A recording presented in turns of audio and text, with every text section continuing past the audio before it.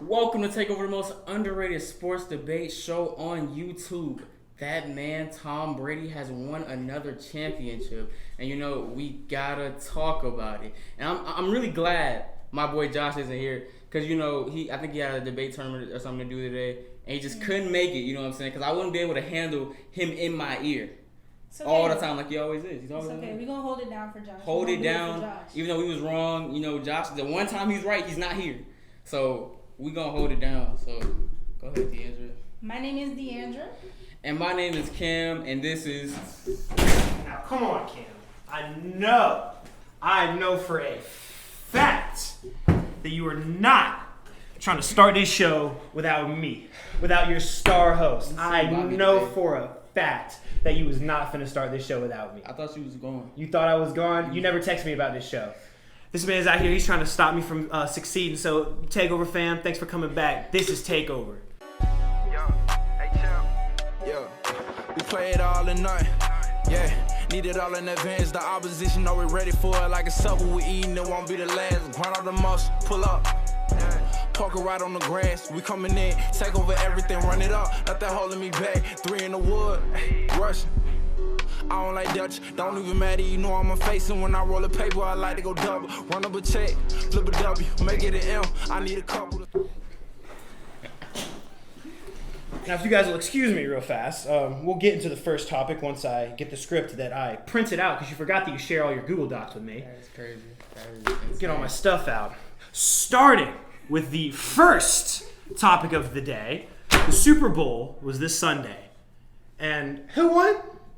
Did you say the intro? I don't know, because I wasn't here. I don't know. I think Tom Brady. Just like, who said it? Who said it? I don't know who said it. Who said it? I don't know. You don't know. His name starts with a J. You might have heard of him. It was definitely not Mr. Crablegs. No, it was me, ladies and gentlemen, Joshua Julian, the one and only, like I said. So what we're going to do right now is we're going to break down the Super Bowl and why it happened. And you know what? What's funny? I don't even have to do this. You want to know why? Because I did it before the game happened. That's right, ladies and gentlemen. If you watched last week's episode, which a lot of you did, and shout out to y'all for tuning in. Y'all showed we out. really like that. Stop, I'm talking right now. Thank you. Oh my gosh. I broke it down pretty simple. Eric Fisher and Mitchell Schwartz weren't available for the game, right? The two, and they were missing Laverne Duvernay Tura. If I'm messing up your name, I'm sorry, man. But they're missing 60% of their starting offensive line from last season. So I said it was going to come down to the trenches because the Bucs have a good pass rush. And what happened? Patrick Mahomes was pressured 29 times, which was a Super Bowl record. The Buccaneers got 8 quarterback hits and 3 sacks, and they only blitzed 5 times, which is really out of character for Todd Bowles.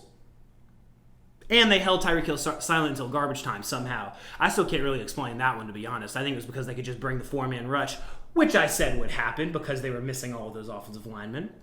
Because they were able to bring only 4 men, they were able to drop everybody else back into coverage, and therefore Patrick Mahomes had nowhere to go while he was scrambling for his life.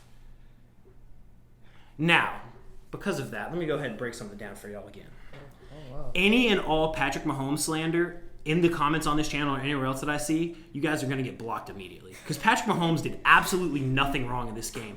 That dude was fighting for his life. He had nowhere to go. He had no one to throw to because no one was open. He had no one blocking for him. It brought back memories of watching, like, the Falcons in 2014 when Matt Ryan had absolutely no name-brand offensive linemen.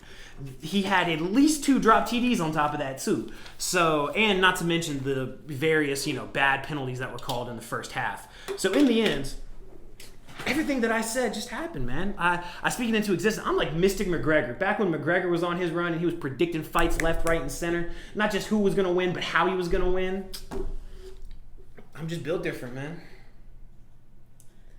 Well, what y'all laughing at? Congratulations on your pick, because it's one of the very few times that you're right. Oh, stop! So congratulations. Stop! I was right about the Heat too. Congratulations! I was right about the Heat too. Anyway, well, to me it just seems like Tampa Bay was just clicking, and they were obviously the better team. The front seven and their defense overall was very good and just physical. You have Sean Murphy-Bunting, who was able to cover. Tyreek Hill, of course, will help over the top. And the secondary played well. You have Devin White and Levante David, who were really good on coverage and were able to cover Travis Kelce and Tom Brady. He was able to take good care of the ball. He made the right plays when he really needed to. And when you look at the Chiefs, they were on the total opposite of the spectrum.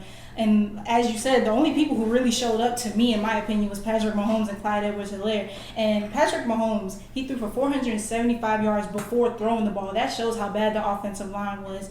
And when you look at all the passes that he was trying to make, as you said before, there was really nothing he could do. He was making 30-yard passes while he was falling. So there's really nothing he could do. That hit his receiver in the face mask. That hit his receiver in the face mask. Okay. So, to me, the weapons that we always talk about Patrick Mahomes having just wasn't present. And if they were able to make plays, they made mistakes. So, for example, you have Tyreek Hill and Travis Kelce. They couldn't get no separation. And then when they did have catches or they could have made catches, they dropped them.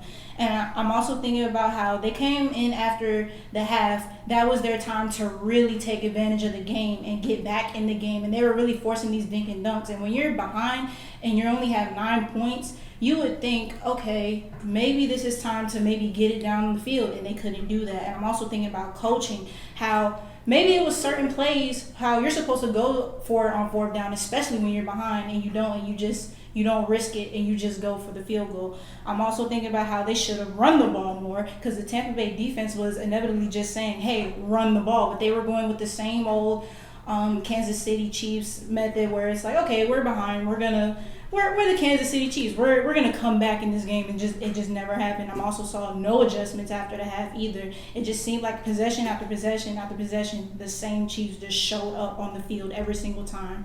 So I don't know about you guys, but this Super Bowl was definitely disappointing to me. All right, Cam, go ahead. All right. Break down what I called correctly. Go ahead. This is insane. Go ahead. See, guys, you're blocking my face on the camera. They need to see the face. No. They need to see. After how many times you've been wrong? Look. I'm wrong, but I break this down. That's all I'm saying. Go ahead. Break this down why I was game right. a lot reminds me of the Alabama-Clemson game of 2018.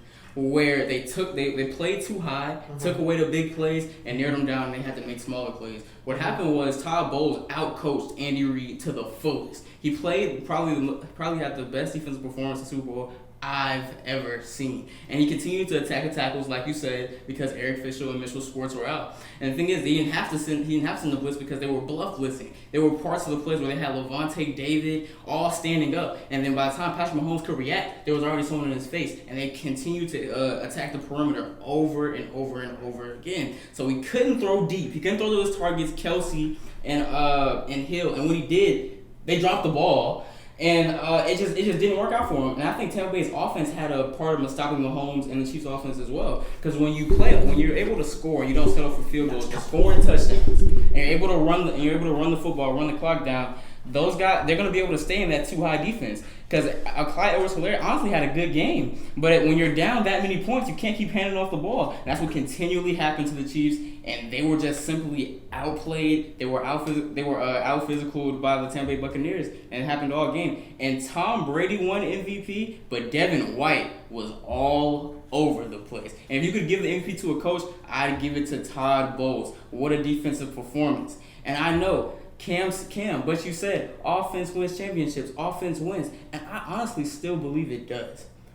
But this performance right here by Todd Bowles was it's gonna. I don't think it'll stay. I don't think it'll be a trend. Because not taking anything away from Tampa Bay Buccaneers, but if this Chiefs team is healthy, we don't know if we get the same result. Not take away anything from those guys. I still think it's an offensive-driven league, but this was a great defense performance. Probably the best one I've seen in the Super Bowl. And in a completely serious note, you know what this showed me about the Chiefs? What? They need a big-bodied receiver on the outside. Maybe so. They need a Mohamed Sanu type of player. They need somebody that can just run a 5-yard slant. They need a block. They need someone to block. Well, they do have somebody to block, but they were hurt. Like somebody on a relatively, apparently now popular sports talk show said.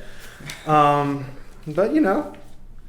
You live and you learn. This is the way it is. Maybe eventually you guys will wake up and you'll start listening to Mystic JJ, because he's same guy that said the Bucks would beat the Heat. But all right, anyway, you ready? As we're gonna keep this episode flowing, we're gonna bring it back to a Takeover classic. Cop it or block it. If you're new to the channel, right here. If you're still watching right now, hit that like button and subscribe. You got to. You guys showed out in the last episode. Subscribe to us. We do this every week, and it don't slow down. It ain't gonna slow down. Just wait, it might start speeding up. It might start speeding up. But copy the block it to explain it for you guys that haven't seen it is one of our group members is gonna say a take, and then once they say that take, we can either copy it or block it. And when we copy, that means we agree with it. If we block it, that means we're gonna disagree with it. DeAndre, you have the honor of going first. Okay. Is Donovan Mitchell a sleeper MVP candidate? You're blocking that. Okay, why do you block it? I'm blocking it. Although he had a phenomenal season, he's having a really, really good season. He's definitely having an all-star season. I see too many people ahead of him and doing more with, I mean, not even more with less, but just having better seasons. Like we talked about Nikola Jokic. You got Embiid. LeBron James is still having a good season. I just think there's too many people. Even Steph Curry at this point in time doing all he can do with that roster. Yeah, I think there's too many people ahead of him to really even count him in an MVP race as good as he's playing. Yeah, ditto for me what he said. I said block it too, simply because Donovan Mitchell's having a great season, but I think the point of his great season is that his team is having a great season, so therefore his numbers look better because the team's winning. But in the end, I mean, his numbers are relatively like comparable to Zach LaVine's, and like Zach LaVine's a good player, Donovan Mitchell's a great player. But there, as Cam said, there are just so many other better stories and so many other better individual performances out there that I would put ahead of Donovan Mitchell's right now. Okay. All right, cop it or block it. Kurt Schilling should have been inducted into the Baseball Hall of Fame despite anti-Muslim, anti-transgender, and simply You said racist. should or shouldn't? He Should should. have. Should have been. Damn. Between all of what he did, should he been there? Cop it or block it. Why we block it? Because Kurt Schilling, for my money, is the greatest postseason pitcher of all time. That man has a record of 11-2 with a 2.11 ERA. If you go back and watch the bloody sock game in Game 6 of the ALCS in 2004, that is the single most heroic performance I've ever seen. And while I understand that off the field, Kurt Schilling is arguably a terrible human being, in the end, the Baseball Hall of Fame should be about the best players of all time. So while Kurt Schilling has had some very controversial views off the field, on the field, there were very few people better at his peak. And he had a very long peak on top of that. So you can't tell the story of baseball without him. What you got, DeAndre? Kind of agreeing with you and what you said. I also copied because I believe what someone does off of the field should not affect what they do on the field, especially since they worked hard on the field to reach those accomplishments. However, I will say, although he wasn't put into the Hall of Fame, I don't feel sorry for him because when you're out there being a complete butthole to people, karma comes around and you might not know how it's going to hit you, but it will hit you in some way, shape, or form. And it hit him in this way. So you get what you get. We can't victimize Terrell Owens because he's been left out of the Hall of Fame because of what he did off the field and then turn around and say it's okay for Kurt Schilling. What? I mean... Everybody, the reason, why is T.O. not in the Hall of Fame? Well, I'm just saying, we look at the degree of... Oh, yeah, it's not a direct T.O. comparison, but I'm saying... The reason T.O. isn't in the Hall of Fame is because of stuff he did off the field more often than not, because he was a problem in terms of attitude. My question, the MLB should implement a cap system. I mean, possibly. Cop it or block it. Oh. I don't see the pain in it. I mean, players are already earning this much money in this much time, so I don't see how it could really hurt or help the sport. So I guess we could copy it just for the simple fact of. Okay. Yeah. There's not really much to say. I flummoxed them. Is Russell Westbrook washed? This is the bias coming out, Cameron. Yes, it is. Why? Because Russell Westbrook is 32 years old. Russell Westbrook, in his prime, was the single most athletic and dominating force we've ever seen in the NBA, I would argue. Nobody could stay in front of him, and if you got in front of him, he's probably just going to run you over anyway. But he's 32, and he's been dealing with a lot of lower extremity issues, and that's a death sentence for a point guard who solely relies on athleticism. And we're starting to see it show up right now. He's like second of worst in the NBA in field goal percentage. He's taking 17 shots a game for like 18 or 19 points. And the Wizards suck. I know I said that they were the most talented backcourt at the beginning, but like after seeing him play, I'm definitely taking that take back. Jeez, I was wrong on that one. I'll give you all that. Well, I block it simply because Russell Westbrook has been battling an injury, and then there's a short season, so he didn't really get a chance to recover because he was playing through an injury and returning from COVID in the bubble and still was playing at a high level. You look at what he's doing now. I don't think any washed player is dropping 40 points. And Derrick Rose did it 2 years ago. Yeah, but I mean, it's every now and then. Russell Westbrook. Michael Jordan did it at the age of 37. But you said he's washed. If you call him washed, you're calling him washed. I think it's hard to judge what Russell Westbrook doing because of the injuries. If we get a healthy Russ, we know what that brings, and I've seen what that brings over and over every single year. So I'm not gonna say he's washed yet. Is he on decline? Yes, but washed? No. He's leading the league in turnovers too. Take Trae Young though. Okay.